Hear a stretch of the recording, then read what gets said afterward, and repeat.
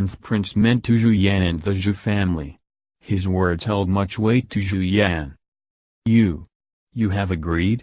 Lan Yunai choked on her words, almost sobbing. Not yet. Zhu Yan replied truthfully. Why? Lan Yunai subconsciously held the chopsticks in her hand, but her knuckles had turned white. Because of Lin Ming. The 10th prince wishes to win over Lin Ming, but you have become an obstacle for him to win over Lin Ming. Obstacle. Lan Yunai could finally not bear the pain, and the tears she was holding back began to tumble down like rain. She was just an ordinary girl. How was it that one day she would be involved in the struggles of the throne, and become an obstacle to the prince? Why was this happening? Zhu Yan said, I have 1 month, maybe 2. But I still don't know if there might be a chance. You don't need to despair. This matter isn't necessarily a foregone conclusion. After saying these words, Zhu Yan simply rose up, pushed open the door and left. Lan Yunai was left behind, sitting in her chair.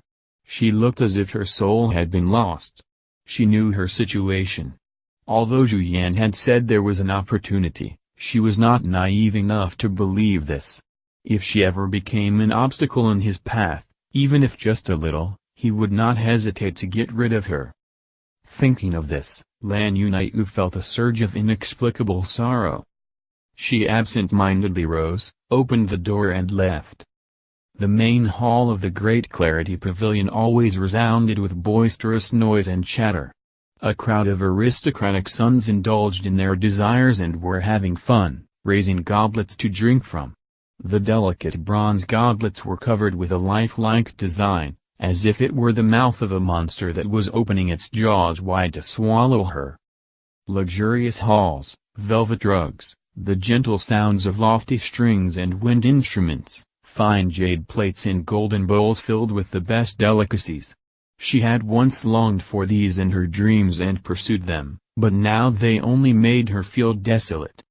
She walked down the staircase and out of the Great Clarity Pavilion. The autumn night had a breezy coolness to it, and the blowing wind had a touch of dew. It was somber and wistful. The truth was, Zhu Yan was not wrong. Lan Yunai understood the reason he said those few words tonight, and did not feel any resentment towards him. She had chosen Zhu Yan. She chose him because Zhu Yan brought to her great wealth, and thus a longer youth. If one day Zhu Yan lost his status to women,